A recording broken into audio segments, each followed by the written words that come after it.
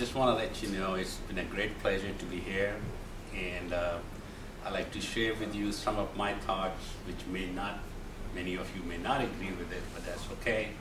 That's what the world makes the world go round. When I got a call and talking about it, the idea was to present the U.S. situation. Fundamentally, is if you look at the opening of this, is U.S. coal for centuries, since I've been in the coal business, will be since 1971. I have seen coal industry go through, especially U.S. coal going to international market, is whenever the world crisis came in and the price of coal went up, and the U.S. coal producers start participating. And as soon as the world got normal back to conditions, they all forgot about the U.S. coal. So I have always used this expression, the U.S. coal industry has been the ambulance service for the world trade. Whenever the world is sick, they come in, serve the patients, and then they go home. In the meantime, the world pays a very premium price for using the ambulance service. But recently, when the India started to open up, and I started to look at the economics, and it started off with the city cement in India. And it was interesting to watch that the people were looking at only from the coal that is starting from the mine, FOBT price, CIF price, but really the price of the coal really come into is on a delivered basis. In the utilities, we used to call it bus bar basis. And then it was calculating how much ash is there, how much sulfur is there, power plant were using it. When I visited Shri Cement, and I found out they were doing exactly the same, but they're buying coal on FOBT basis and saying, oh, the price should be this, price should be this, but the freight was a very big element of it. So from that, when we start looking at, and I did some studies at that time to look at being a mineral economist, I went back, looked at that everybody was looking at the U.S. coal not practical, because it's a $40 freight rate, $45 freight rate, when you could buy the coal for $18 freight rate from South Africa or Indonesia. It don't make any sense. And it's interesting is wherever I went and tried to talk to people, even my own staff, they just thought I was smoking something which is illegal. It ain't gonna happen. But interesting now is that the 13,000 BTU coal and other, recently the Consol and the Alpha, all these companies have started to ship coal from the US into the international market, into India and China. And they have brought down the API number 2 from 104, 108 down to 90, 93, 94. And that is basically is what US coal can do. So my whole purpose of this presentation is to walk you through the US coal and what they are, how it could impact, where I see future coming and something like that. So with that, I'll start. First of all, just a few seconds to let you know, I established Coal Network in 1987. Company works with a large, medium-sized company located in different coal fields to find. So we have more expertise in the areas of where the coal is, who has it, what quality it is, and bring it and try to supply.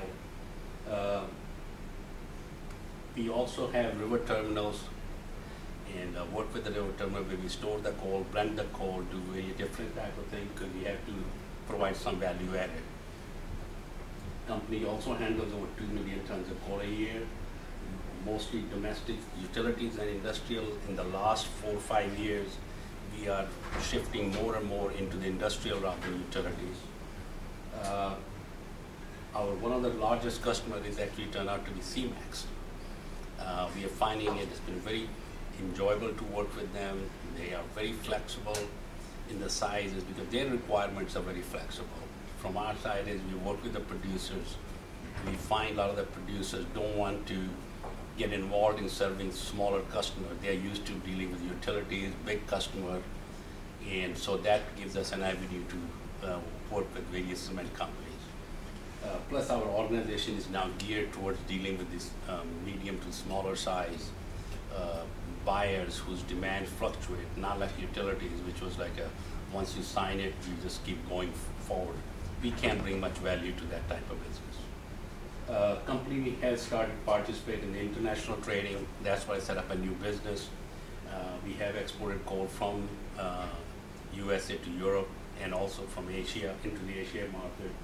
We have also now set up a program to develop a blending facility, more coal handling and blending in India, where we could bring in some coal from overseas and put in the ground, blend it, and ship it to the various customers. It's a long project. It's been 3 years just to acquire the land, 120 acres of land, and we still have not completed that.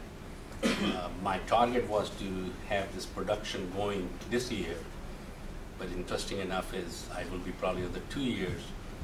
At the same time, the terminal, the river or the ocean vessel receiving terminal was also supposed to start at the same time that I was looking at doing it. And they are already about 2 years behind too. So I think we are both marching the same band. In India, I think, being an Indian, I could say much easily, if something is going to happen tomorrow, you could be rest assured there's another year to go yet. There is no such thing as a timely delivery, timely product, timely thing. We always call India stretch time, IST, not Indian Standard Time, India stretch time, because we always, there's a reason to extend, you know. So if you're doing business in India, you just have to kind of accept that. Moving further, I decided to take a look at the cement demand. I'm not an expert on the cement, but I start to just analyze for the audience a little bit. And again, I'll take that, you know, you guys know more than I do. So the first I did was I tried to look at a forecast published by Fredonia. The best thing I found in this forecast company was, it is called Fredonia, and they are the most expensive company to provide you a cement forecast. And the word is free. And I just absolutely fabulous. When I look at Google, I thought that'll be easy, I could just go free. When I found it like at $15,000 just to find out what's going to be happening in cement, which you could know more or less otherwise too. They are projecting global demand to rise at 5.3% annually, by 2015, 4.3 billion metric tons. China, which is accounting for 56%, will be increasing at a lower pace, according to them. They are looking at US coming in much stronger, averaging about 9.4% during the same period. Again, this is their forecast. And overall, it has shown is that the demand and supply of the global, but the consumption of cement and the demand has always, there is more capacity at all time. And when you look at region by region, there is still more capacity than, so it's not that the capacity is a constraint, even though demand is growing, capacity is also being built at the same pace. So the delta is, it actually got bigger if you look at it in 2011 as compared to what was in 2004, 2006. So the capacity versus demand is actually, there's more capacity being built in anticipation than actually demand is materializing yet.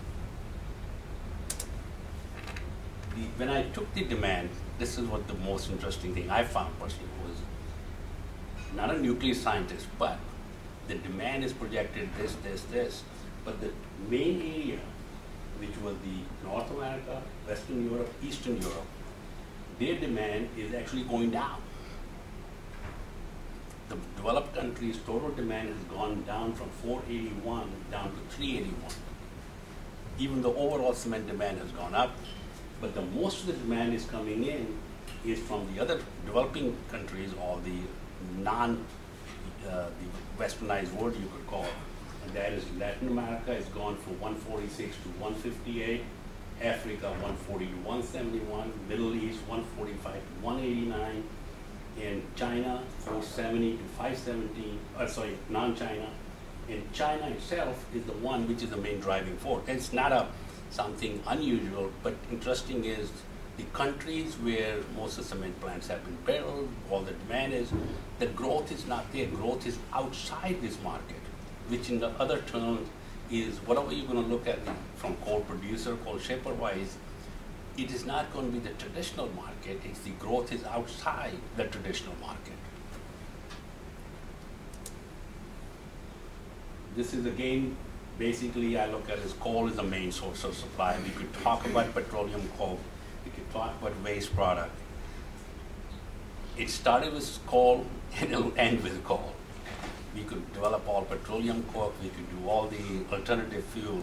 They will take a market share, but I don't think they'll be able to replace the coal usage that is going in the cement industry. Percentage may drop. Petroleum products wise, the natural gas and fuel oil, instead of increasing, I see that decreasing. Yes, petroleum coke is being looked at very extensively, but again, as Patrick has said, that's percentage-wise, it's like a small potato. Waste product, yes, that is of interest because everybody, the amount of industrialized world is producing more and more of the waste products, and that may be what we will be shipping out of the Western developed countries to the other.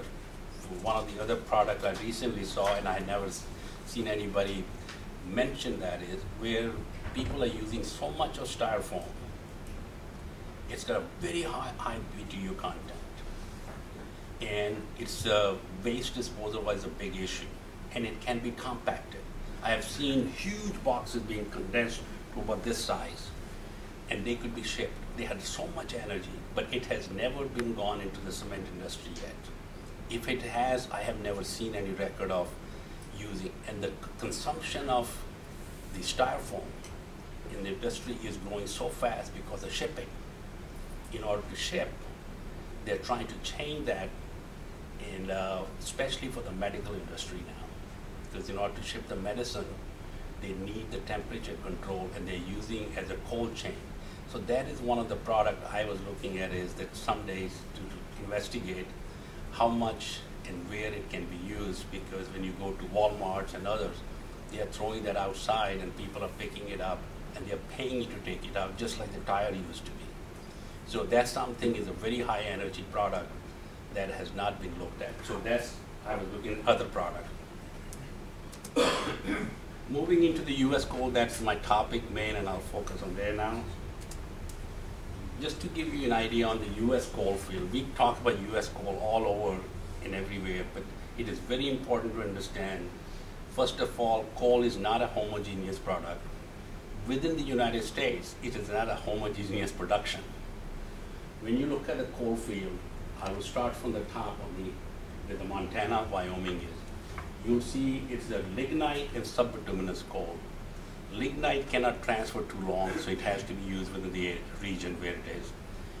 Then comes the PRB coal. That is the one Patrick has also mentioned was over 8,000, 9,000 BTU kilocal. It's a low sulfur, low ash. The ash from this producing region is very good for the cement industry. People have found that ash is very good, but transportation-wise, it's the most expensive coal to transport anywhere. Then so the beauty of that area is you could produce coal, 100 feet thick coal seams, lower BTU, lower sulfur, lower ash, and so that is the main area US is depending for steam utility market. When you go to the Colorado and I don't have it in front of it, but Colorado and the Nevada area further up, that is the coal field, Utah and Colorado, that is the Rocky Mountain area. That coal is very good coal. If you look at it as ash-wise, sulfur-wise, BTU-wise, it's a perfect fuel. But the problem is, in order to produce this coal, you're working in the most gaseous mine. And that coal, when it comes out, very few coal companies have succeeded to operate a very large-scale mining operation on a continuous basis. A lot of deaths have taken place, a lot of people have been killed, but that area is a very dangerous area to mine the coal. So each area has their own positive and negative. Then you come into the middle area of the United States, Texas, all the way up into the Iowas. That is where either it's lignite or it is a very low-grade coal, very thin seam coal, for all practical purposes, very large coal field with nothing to offer. Then you go into the Illinois Basin. Now, Illinois Basin is the coal that you'll hear all the time, people talking about high sulfur, Midwestern coal, everybody using it. You have to keep in mind, the coal field of this one is like a saucer. If in the middle of that when you go, the quality of coal will be BTU could be a little higher, but the chlorine will be very high. So that's why when sometimes they talk about Midwestern coal, they talk about higher chlorine. But higher chlorine is not all Midwestern coal. It's only a certain region within the Midwestern there is a high chlorine. So you can get low chlorine coal from the Midwest also, but you have to be selective where you're going to get it. And then when you blend it, you could blend the chlorine, but you cannot blend the volatile content. That's a little dangerous. But chlorine, you could blend it. Then you go on to the east. Michigan, they show the coal field, but nobody has ever produced anything out of there. Then the coal field in the, called the Appalachian coal field. It's interesting, if you go north, Pennsylvania area, that's where you get Pittsburgh number 8 coal seam, up to 13,200 BTU coal. No less than 2.5 sulfur. Low ash, very good quality coal. It has been used for the metallurgical coal market also, but the market is concentrated by 2 or 3 large coal producing companies. So they could decide who's going to get the product. So you can't long-term define that one, and they will also go into met market. Then you come into the Appalachia, that's central Appalachia. That is where you find the met coal, good quality, low sulfur. It has been mined out. It's in the high cost mining. That is the coal field decline. So then I said, I need to move fast. Okay, sorry about that. Then within the coal field, you'll find the sulfur content is also very changed. Midwestern coal, sulfur, Illinois Basin, when you look at 65% of the coal is high sulfur coal. When you go to the west, Powder River Basin coal, 83% is low sulfur coal. Then you will say Appalachia is all divided equally. So what I'm saying is that within the United States, it's not one type of coal. Depending what you want to do, the beauty of that is you could blend it. Production-wise, you look at the Appalachian coal produces about 340 million tons. These numbers may be a little old, but still within the range. 145 Illinois Basin area or interior. West produces 585 million. So that is where the most production is coming in from the US, which when you look at from export market wise is not the most practical or most logical one. Even though a lot of export is being done. Powder River Basin coals, it has the largest coal producing region producing that, 500 million tons. Wyoming, one state alone produces the largest amount of coal. One county has more coal on a BTU equivalent, what they have said is more than the total oil in the Middle East. It's 100 and 120 feet thick seams. 98% of the production goes to the power plants. And it's exclusively dependent on the rail. There are 2 railroads that serve this, now 3 you could call it Canadian. And they literally, you are not buying coal, you're buying freight. Because you could buy the coal for like a $6, $7 a ton, but you'll pay $18 to $20 just inland transportation. So what you're paying for a BTU to transport a BTU, and that's just logically don't make any sense when you look at that way. Illinois Basin produces 150 million tons. It's the fastest growing coal producing region at this moment. A lot of longwall mining operations are coming in, and low cost production is coming into that area. But it's dominated by the high sulfur coal and also high chlorine area too. Flexibility has the best logistic, rail, barge, and truck. Any of the 3 modes of transportation can be used. There's a lot of new planned, new ports expansion to handle this coal. Looking at the northern Appalachia, the other area I said, they are producing, their production has dropped from 160 million tons to 130 million tons because of the concentration, and there's not much more reserves of that quality left. Large efficient mining operation, Consol, you could see Federal Mining, with the Patriot Mining, and several other large mining operations there. High BTU, medium sulfur, semi-metallurgical coal has a flexible transportation option, but to large production concentration in the hands of the selected producers. Now, looking at where is the availability situation, U.S. coal, as far as the international market is concerned, is changing very dramatically. U.S. has extensive capacity and reserves to meet the demand for the U.S. coal, to the world market. Even though, because we are producing over 1 billion tons of coal, only 100 million tons is currently being exported. They could dump 100 million tons additional without much problem. So U.S. can play a very major role in the international market. Domestic coal demand projected to decline, pushing the U.S. coal producer to seek new market in the international market. You could start seeing already a lot of production going out of the United States. Now, the coal companies which never looked at the international market as a serious, now they're setting up the offices all over the country, world, willing to look at the fluctuations in the market, being very flexible. So the whole chemistry is changing, and that is very useful. I think I covered that one. It is within the period of from 2005 to 2011, the U.S. export has almost doubled. And as of now, 2012 numbers are even higher than that. So basically what you could see is the export has already started to take off from the U.S. A lot of times with just a talk, with only a few vessels gone, but it is double the capacity, double the shipment. When you look at the eastern port, Norfolk Southern, Norfolk, Baltimore, and the New York, these are the three major, but the one port, 9 million tons. Southern port, for example, is shipped 14.78 million tons. So New Orleans has actually done more than any of the other ports, single-handedly. Mobile, Alabama, and the Houston are the other, western port, Ford. So there are many multiple. So all it's showing is the southern, New Orleans is becoming the gateway for the U.S. coal export.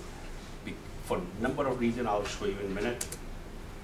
If you look at the U.S. steam coal export-wise, is region-wise, southern port has just New Orleans area has almost equal to or have exceeded the total coal being exported out of the East Coast. So you could imagine the people have never thought of New Orleans could be that big. It is becoming a very big play. Here is when you look at the growth in the Baltimore, has some growth, not much. Norfolk, some. But when you look at the New Orleans, the red line, it's showing is how fast the growth is coming in. As far as the outlook is concerned, where I'm looking at, U.S. coal producer will become the major player in the world steam coal market. There is no question about it now. Because A, they have got the taste of the international market. They also have found that dependent U.S. coal industry, within the U.S. utility, they cannot depend on it. They are also getting used to the fluctuation of the index-based pricing. In the past, they just hated that. Freight disadvantage is being displaced by loading bigger vessels. They have already loaded, I don't know what, 3 or 4 of 120,000 ton baby capes out of the New Orleans, which was never done. Panamax was the largest size they could do. Large, fully mechanized mines are being developed to meet the competitive market. Waterborne export through the New Orleans will become the main source. So overall, that's the way I'm looking at it. Just to show you the way I'm looking at it, the gateway for the U.S. coal export will be New Orleans. Because you could take the coal from Central Africa, you could take the coal from Illinois Basin, you could take the coal from PRB, and you could blend it. Either you blend it as it being loaded into the barges, or you could take it down to New Orleans and blend it. Then also, most of the petcoke is coming into New Orleans also. So you have the best flexibility from the cement point of view. That will be the gateway, which East and the West may not be. So from a cement industry, US coal will become a major player, but New Orleans, it will be the way, and also where the blending will play a very major role for the international market. We are looking at coal network itself. We are changing our own strategy. We were concentrating strictly for the domestic. Now we are looking at is participating in the international market and looking at selected opportunities where we could work as a sourcing agent for some of the international buyers of coal, because the logistic is the biggest problem, will be, because as I showed, if it's going to come through New Orleans, it's going to require a lot of logistics. You could buy the coal FOB vessel, but you have no idea what you're getting. So you have to have somebody who watches your logistic coming out of the New Orleans, putting it all together for you. And I'm not just saying that we are there, but there are many other companies to do that too. But if you're going to buy US coal for overseas market and coming through New Orleans, or even for East Coast, you must deal with somebody domestically who knows the logistic, because you could get burned.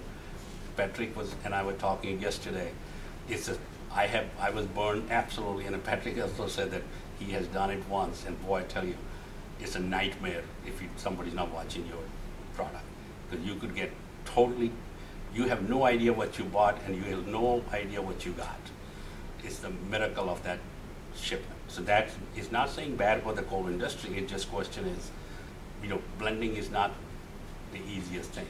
So with that, I will finish it up. I think I didn't go over time, did I? Okay, thanks. Good. Thank you. Sure. Thank you very much indeed, Ramesh, for a very interesting, eye-opening presentation, I think. Are there any questions from the floor? So essentially you're saying that coal prices are going to not quite crash in Europe, but they're going to be steadily depressed. The US, the way I'm looking at it, US will put a lot of pressure on South Africa. And people think Colombia will be a major player. I am of the opinion Colombia, because of the cartel pricing and everything else, they will not get down and dirty. So US is a highly competitive market. A lot of people have gone public. They have to survive now. They're taking a lot of debt, and they just can't walk away. So you will see US coal industry will become very, very aggressive.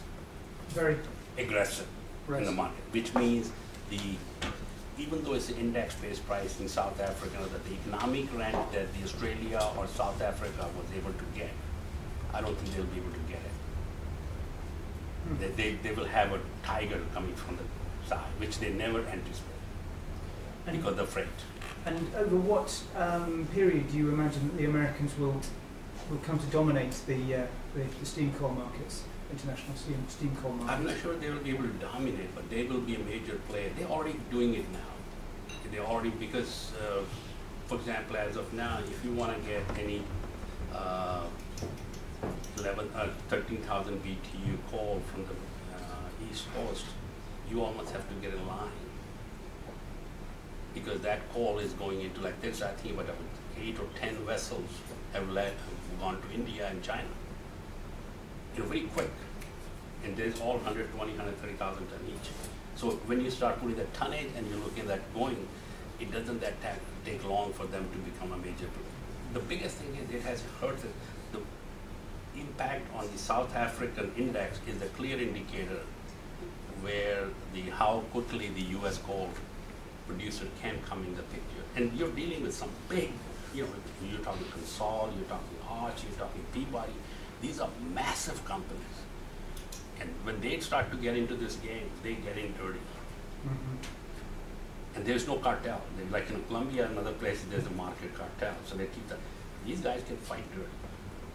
Right. That's my personal feeling. On the basis of price? Price. Yeah, the main tool. to maintain their market, maintain their investments, and they could afford to, play the ball. Any other questions or points? In which case, Ramesh Malhotra, thank you very much indeed. Thank you.